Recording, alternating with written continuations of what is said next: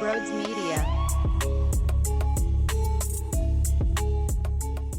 Well, I mean, they've set the tone throughout their season with the play, right? So when everyone is healthy, when Debo's on the field, Trent Williams is out there, they're the best team in football, right? So I think that when you watch Philly, it was interesting watching Jalen even run for that touchdown against Buffalo the other night, kind of put his hands out, and you could tell he still didn't believe that they were the team. San Francisco believes they are the best team in the league, and that's their mission, is to go into Philly and show what should have happened last year in the playoffs.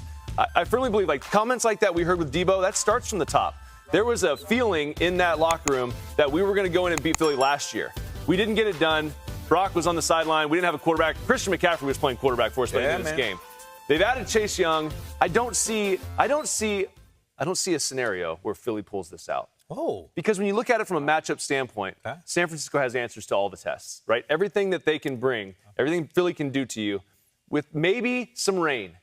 That's the thing, right, with Brock. Like, we've seen there's some scattered showers maybe dropping on Sunday. That could be an element thing where it kind of changes the dynamic of this football game. But other than that, San Francisco is loaded, and they're ready for this football game. Here we go. All right, and that's how we start today's show.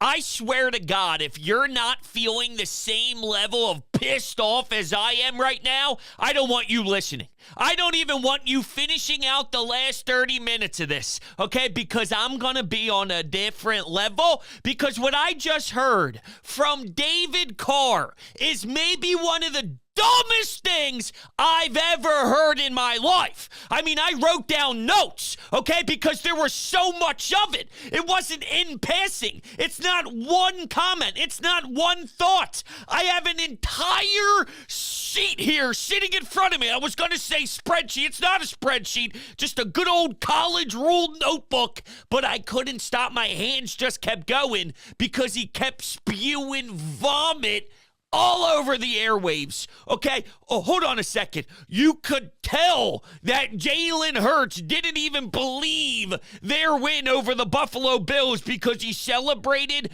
by putting both arms out. You mean the same guy that has dominated these second halves and the same guy that has beaten a team with a winning record after beating a team with a winning record after beating a team with a winning record? This guy, whenever he faces a team with a winning record, he wins the football game. What the Eagles are doing right now is not very common. You do not have this level of success, and it's happening because your quarterback is a special weapon. And I do believe the 49ers are the second best team in the NFC, but where you lose me here, Carr, is when you say that you don't see a scenario where the Eagles can win. Whoa.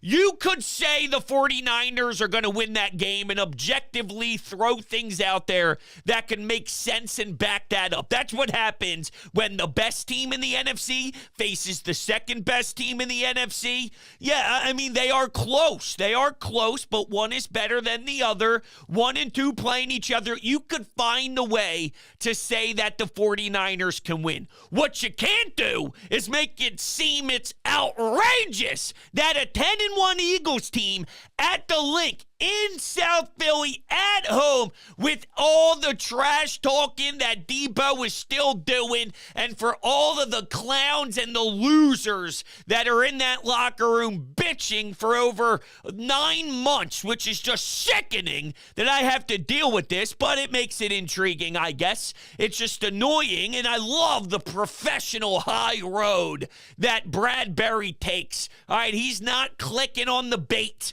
He's not biting and nibbling on the bait. It doesn't matter. He's just going about his business. And if you don't think that this team is inspired to have support of their guy, oh man, it's going to be hilarious when the Eagles win this football game.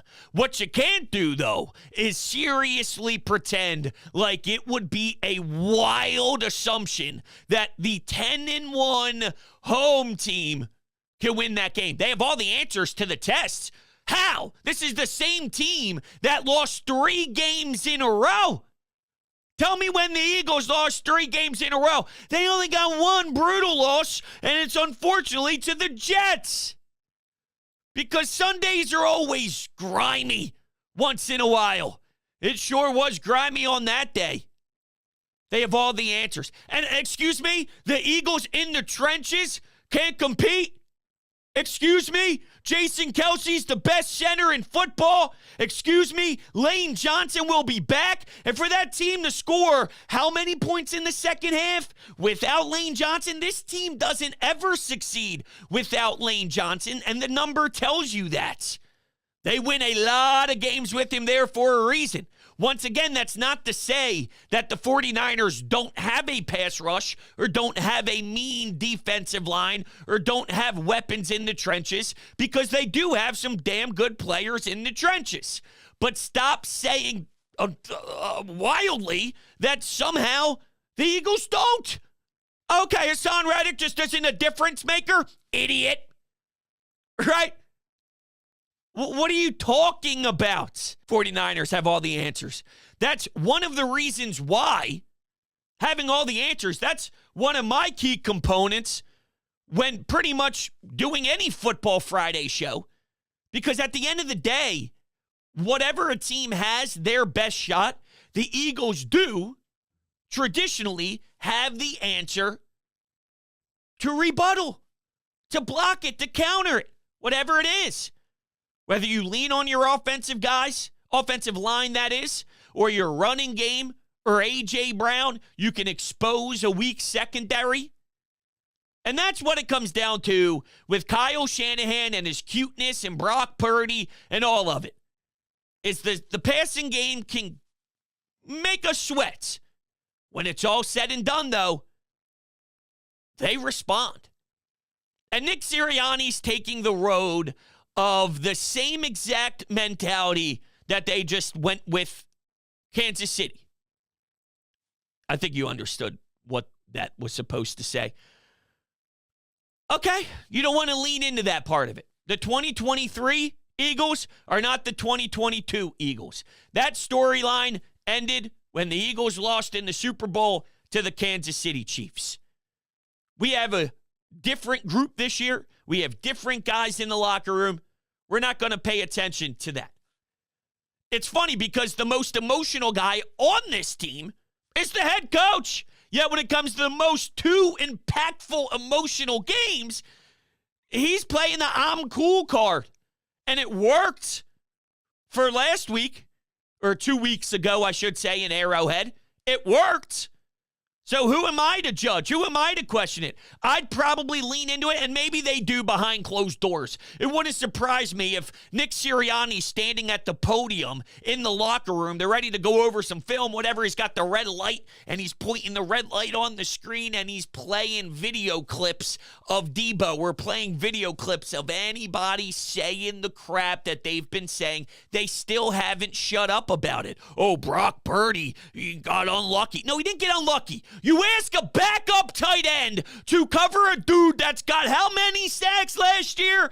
In what universe is your coach scheming that up? Your coach's inability to put your team in a better position to stop such a crazy force in Reddick is why your quarterback went down. It's not unlucky. There's a reason why. There's strategy involved. There is scheme, there's technique, there's a vision, there's a plan.